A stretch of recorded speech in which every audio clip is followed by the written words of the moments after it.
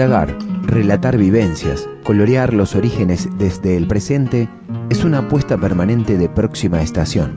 En el día de hoy, Mirta Tulián y Liliana Sossi, dos firmatenses que ya no están en nuestra ciudad, se juntan para cruzar visiones de una comunidad que compartieron desde muy chicas y que las vio transitar la calle, la escuela pública o una plaza que hoy las vuelve a recibir. Bienvenidos a la Próxima Estación de hoy. Habitualmente nuestra recorrida nos pone en distintos puntos de la región y el de hoy es Firmat. Cada vez que llegamos a un lugar elegimos los protagonistas de diferentes generaciones y que además pueden contarnos diferentes momentos. Hoy Mirta y Liliana, a la cual les damos la bienvenida. ¿Cómo les va? ¿Cómo andan? Muy bien, encantada de estar en mi barrio. Lo llevo en mi corazón. Exactamente. Y a propósito del corazón y del barrio, nos interesó empezar por aquí, una historia que tiene que ver con Firmat. Empieza acá, porque antes que se funde el pueblo, aquí ya había un asentamiento de 14 familias alrededor de la posta de Juárez. Y mi abuelo ya hacía 38 años que estaba viviendo acá cuando se funda el pueblo, en 1888. La fundación en 1888, para el que no conoce, ¿no? Para la fundación el 30 de agosto de 1888. Ellos tenían carretas de bueyes, llevaban el cereal y tenían potros también. Y bueno, y se arreglaban como podían, porque imagínense que no había farmacia, no había lo principal, un médico. Se abastecían cuando venía la diligencia, que traían cosas de otros lugares, de Casilda, a lo mejor de la Candelaria o de algún otro lugar donde ya pasaba el tren. Candelaria, Casilda, Villa La Candelaria, que era Casilda. Y cuando don Carlos Casado de la Lizal funda el pueblo, la idea de él era unir la Candelaria, o sea, Villa La Candelaria de Casilda con San Urbano, que viene a ser Melincue. Y bueno, y así que aquí después, por un problema de dinero, no se pusieron de acuerdo los latifundios, que estaban acá José María Bombal y en el otro lado la sucesión Armstrong. Don Carlos decide de comprar y fundar a donde está ahora realmente el pueblo, a 10 cuadras de donde estaba el primitivo asentamiento, quedando este pueblo marginado. Hasta, no me acuerdo que mi papá y mi abuela decían, cuando vayan a firmar, tráeme hilo, o si tenés que ir a firmar, y bueno, hicieron una confusión. Para ubicarnos, ¿qué distancia había en cuando vayan a firmar? Y cuando vayan a firmar, de acá, un kilómetro sería. Y sí, ahora son 10 cuadras el centro, ¿no? 10 cuadras más o menos, a 10 cuadras, sí. Y bueno, y el barrio quedó marginado.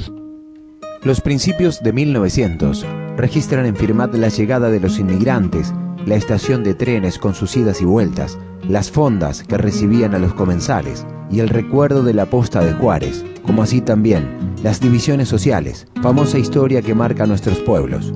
Aquí aparecerán los bailes y el entrevero entre pobres que viven de un lado de la vía y acomodados que estaban del otro.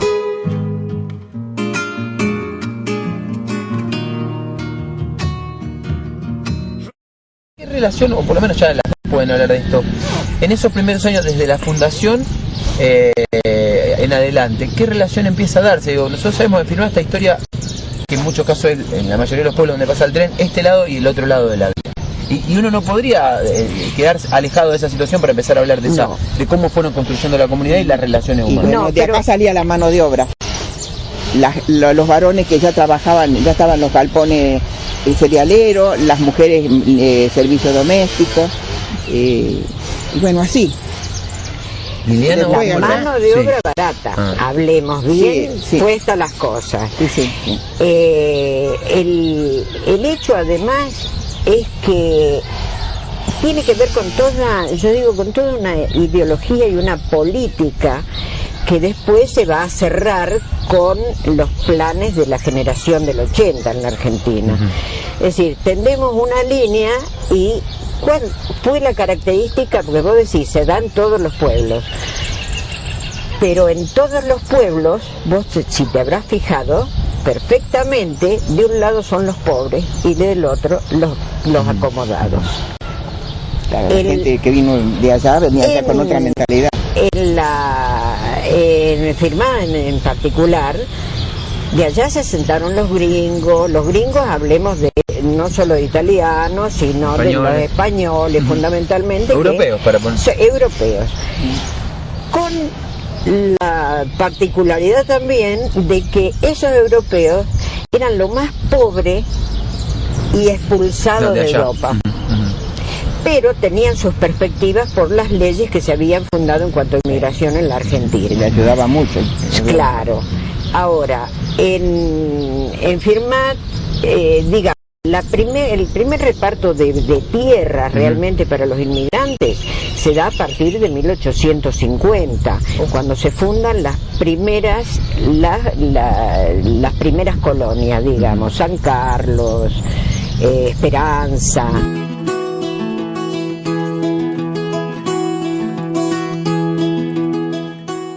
Hubo una temporada, ustedes dicen cómo eran las relaciones en el barrio con aquel. Digo porque había un asentamiento. Bueno, en el 900 más o menos hubo un tipo, sí, un tipo con padritos, ¿viste? ¿Sí? Sí, con peleas en bares, había como una rivalidad.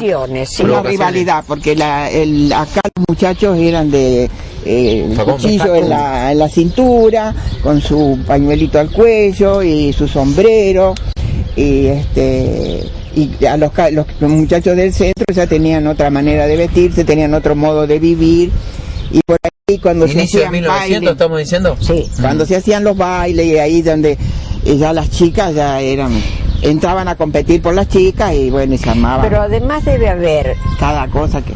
Algo, se me ocurre ahora, que llegan los gringos al otro lado, y es una segunda expulsión. Cuesta adaptarse a todo. Claro, sí, claro. Bueno, yo tengo una anécdota de mi papá.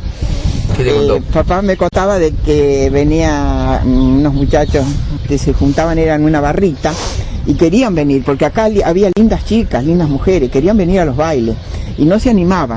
Y como papá era un hombre que se hacía respetar, que andaba siempre muy serio, un hombre que se hacía respetar, no era matón, pero era un hombre que daba respeto. Entonces le decía: che, pincha, no nos acompañás hasta Regule, dice que queremos ir a bailar.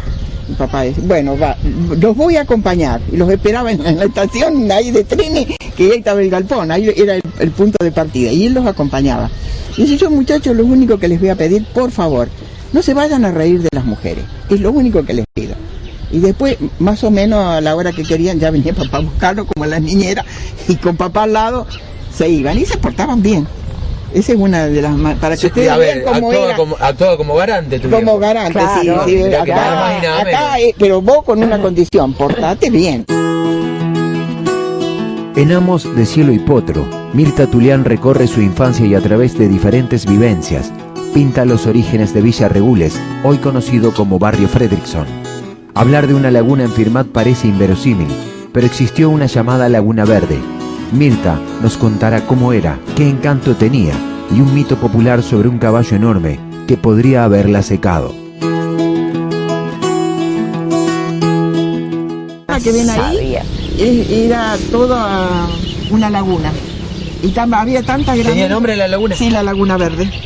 La Laguna Verde se llama. ¿Qué tendría? ¿150 por 150? Era entera, la manzana entera. La manzana entera. ¿Y cómo fue secándose? Se fue secando porque qué lindo sería, ¿no? Ahora tener pero una habría laguna. que ver en qué tiempo más o menos, porque puede ser que haya habido ¿Sabés lo que yo pienso? Que fue así. El canal, que está en la otra cuadra, estaba descuidado, y el agua salía por cualquier lado. Claro. Lo mismo que cuando estaba allá al lado de las vías, esa lagunita, que el agua venía de allá, acá nomás. Acá. Donde tomaban agua los caballos de la más chiquita esa. Bueno, ahí estaba todo, y el agua se iba por todos lados. Entonces, como se ve que era un poco bajo, ahí se hacía la laguna.